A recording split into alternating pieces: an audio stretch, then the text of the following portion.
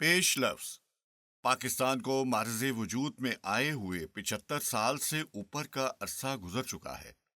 ہونا تو یہ چاہیے تھا کہ ہم آزادی حاصل کرنے کے بعد اپنے ملک اور قوم کو مضبوط کرتے۔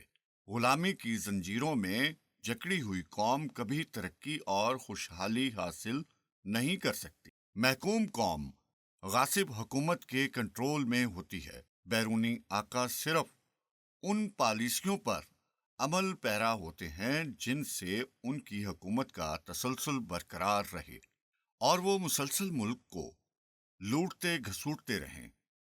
ایک محکوم قوم کی سوچ بھی پست رہتی ہے، چونکہ اپنی کوئی آواز نہیں ہوتی۔ حکومت کے معاملات میں ان کا کوئی عمل دخل نہیں ہوتا، وہ صرف حکم کی بجاوری تک با اختیار ہوتے ہیں، بالکل اسی طرح جس طرح ایک گھوڑا اپنے مالک کے اشاروں کے مطابق دوڑ رہا ہوتا ہے۔ ہمارے آباء و اجداد سینکڑوں سالوں تک بیرونی آقاؤں کی غلامی اور جی حضوری کرتے رہے، اور یہی وجہ ہے کہ آج تک ہمارا مزاج غلامانہ ہے۔ آزادی حاصل کرنے کے بعد ہمارے رہنماؤں نے اپنے ملک کو اسی طرح چلانے کی کوشش کی جس طرح بیرونی آقا چلا رہے تھے۔ بدقسمتی سے بابا قوم قائد اعظم محمد علی جناح کو اتنی مہلت نہ ملی کہ وہ آزادی کے بعد اپنی سوچ کے مطابق پاکستان کو اپنے پاؤں پر کھڑا کر سکے۔ ان کا کردار پاکستان بنانے تک ہی محدود رہا۔ ان کی سوچ کے مطابق اس قوم کو ایک آزاد اور خود مختار قوم کے طور پر آگے بڑھنا تھا۔ اس قوم کو وہ فیصلے کرنے تھے جو اس کے اپنے مفاد میں ہوں۔ اس قوم کو ملک چلانے کے لیے جو بھی فیصلے کیے جاتے اس میں شامل ہونا تھا، جو جمہوریت کی روح ہے اور جس کے لیے پاکستان معرض وجود میں آیا، جو قائد اعظم اور پاکستان بنانے والوں کی سوچ تھی۔ یہاں پر وہ نظام رائج ہونا چاہیے تھا جس میں عوام کی رائے کا احترام کیا جاتا اور عوام کو فیصلہ سازی میں کلیدی اختیار دیا جاتا۔ بصد افسوس قائد اعظم کی رحلت کے بعد مفاد پرست ٹولہ براجمان ہو گیا۔ بیرونی آقاؤں کی جگہ دیسی آقاؤں نے سنبھال لی، جنہوں نے اپنے اپنے مفاد کے مطابق حکومتیں چلائیں۔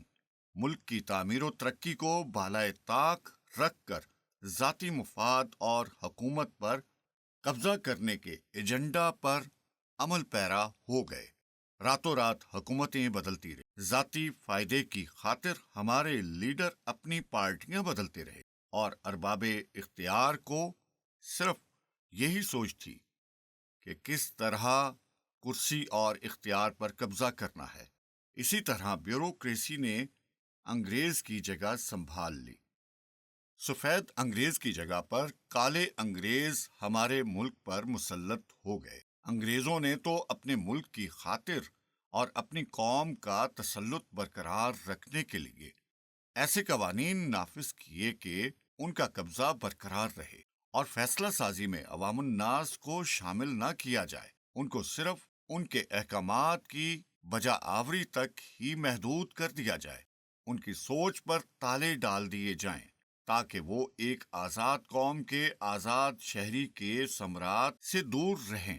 بالکل اسی ایجنڈے پر عمل درآمد کرتے ہوئے ہمارے ہی بیوروکریٹس نے اسی طرح سے ہی اس آزاد قوم پر اپنی حکومت قائم کی ہوئی ہے۔ پوری قوم ان مفاد پرست حکمرانوں اور بیوروکریٹس کے قبضے میں ہے جو صرف اپنے مفاد کے مطابق فیصلے کرتے ہیں۔ عوام کے دکھ درد اور مسائل سے ان کو کوئی سروکار نہیں۔ ان کو صرف اپنا مفاد عزیز ہے۔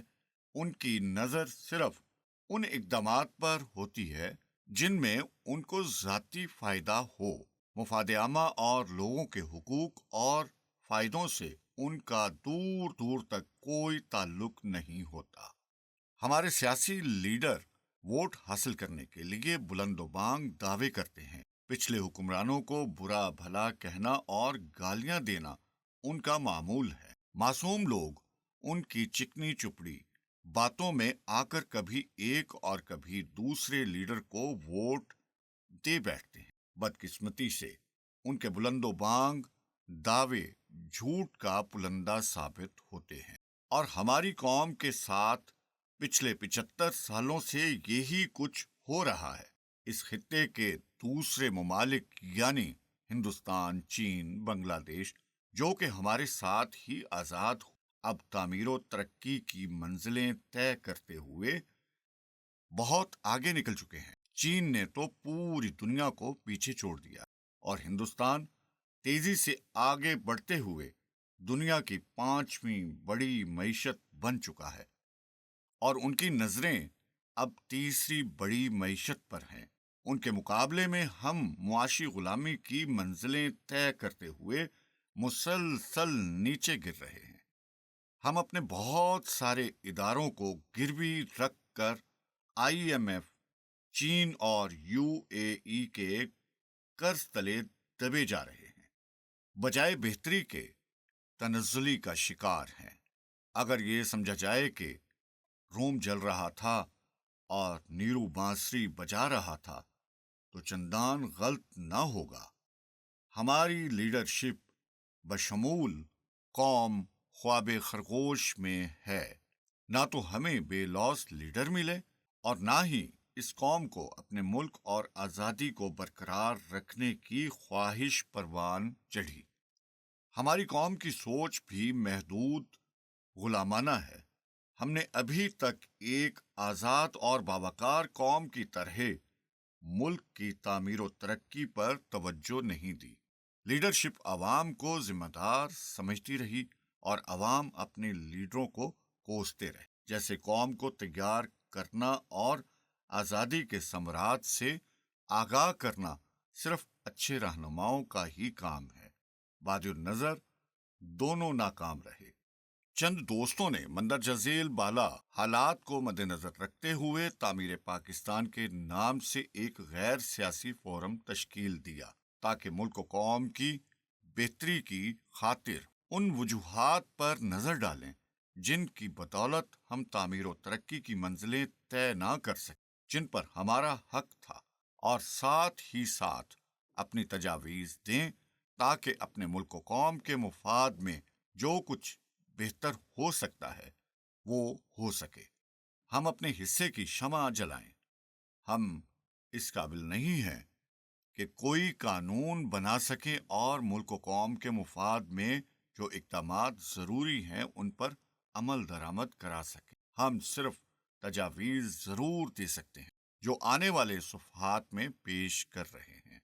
ہم امید کرتے ہیں کہ ہمارے ارباب اختیار ان تجاویز پر غور فرمائیں گے اور ملک و قوم کے مفاد کو ملحوظ خاطر رکھتے ہوئے بہترین فیصلے کریں گے، تاکہ ہم اقوام عالم میں اپنا کھویا ہوا مقام حاصل کر سکیں اور ان مقاصد کو حاصل کر سکیں جن کے لیے پاکستان معرض وجود میں آیا۔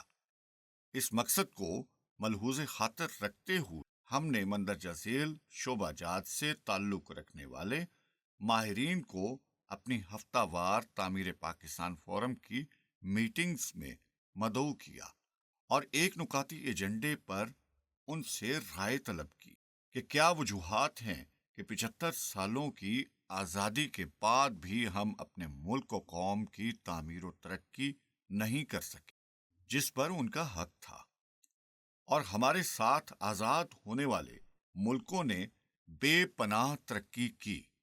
مہمان مقررین نے اپنے اپنے شعبوں پر سیر حاصل بحث کی اور تجاویز دیں جو کہ آنے والے صفحات میں شامل کی گئی ہیں۔ خدا نے آج تک اس قوم کی حالت نہیں بدلی، نہ ہو جس کو خیال آپ اپنی حالت بدلنے کا۔